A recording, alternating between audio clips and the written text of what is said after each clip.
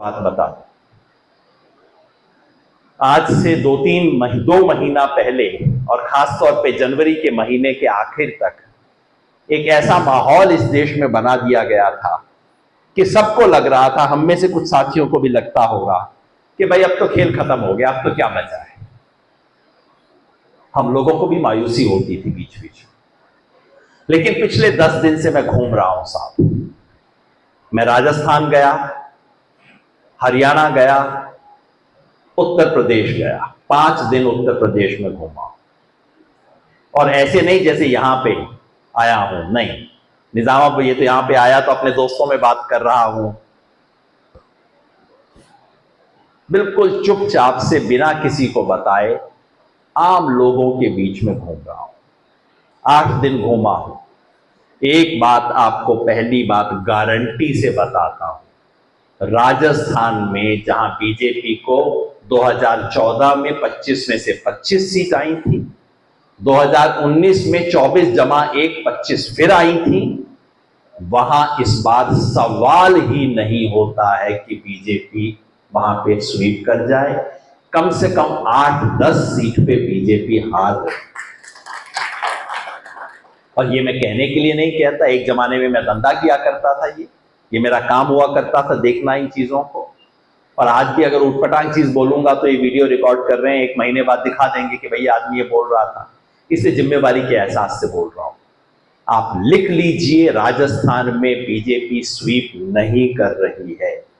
और मुझे आपको यकीन ना हो, राजस्थान में अपने किसी साथी दोस्त को फोन करके पूछ लीजिए कि भैया ये जो पूरा इलाका है, गंगानगर, चूरू, सीकर, झुंझुनू, अलवर, जयपुर, टोंक, माधोपुर, भरतपुर, इन पूरे में से कितनी सीट में बीजेपी जीत रही है, आप किसी से भी पूछ लीजिएगा। पहली बात।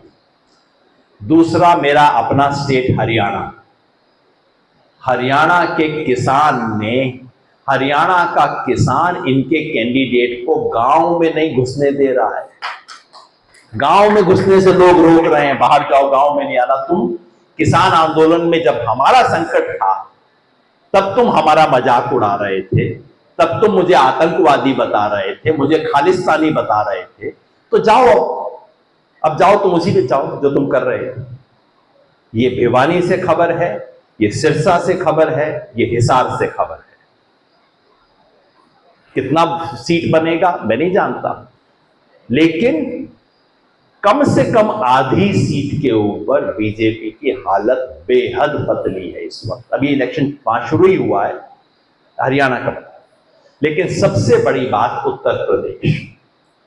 पिछले 2 महीने से आपको और मुझे बताया जा रहा है कि कोई नहीं, 1-2 सीट राजस्थान में चली जाएंगी बीजेपी की, 2-1 मध्य प्रदेश से चली जाएंगी, कहीं एक आधी छत्तीसगढ़ या झारखंड से निकल जाएगी। उस सब की कमी बेशी हम उत्तर प्रदेश में पूरी कर लेंगे, ये बीजेपी वाले बता रहे हैं। पिछली बार थी 62 जमा 2 64 उनके पास थी, और टीवी ये कह रहा है कि अब तो 70-74 होने वाला है। मैं आपको गारंटी से बोल रहा हूं, यहां टीवी कैमरा रिकॉर्ड कर रहे हैं, 70-74 छोड़ दीजिए, ये 62 सीट बचा नहीं सकते हैं उत्तर प्रदेश में। इनकी सीटें कम हो रही हैं 62 से, 50 मुझे तो दिखाई नहीं दे रही। मैं घूम रहा था, एक साधारण आदमी ने, अनपढ़ आदमी ने सिखाया। देखिए, हम इस बोलते रहते हैं, लेकिन अनपढ़ लोग, मैं बार बार कहता हूं, अनपढ़ आदमी बेवकूफ नहीं होता। पढ़ाई लिखाई का मौका नहीं मिला उसको जिंदगी में, लेकिन वो बेवकूफ नहीं। एक अनपढ़ आदमी ने मेरे को गांव में बोला, वहां सरपंच को प्रधान बोलते हैं, पता नहीं अपने यहां क्या बोलते हैं, सरपंच बोलते हैं। तो उसने कहा कि किसी को पहली टर्म में, वो पंचवर्षीय बोलते हैं उत्तर प्रदेश में, कि किसी को पहली टर्म में हम सरपंच बनाते हैं तो वो डरा हुआ होता है, वो काम करता है।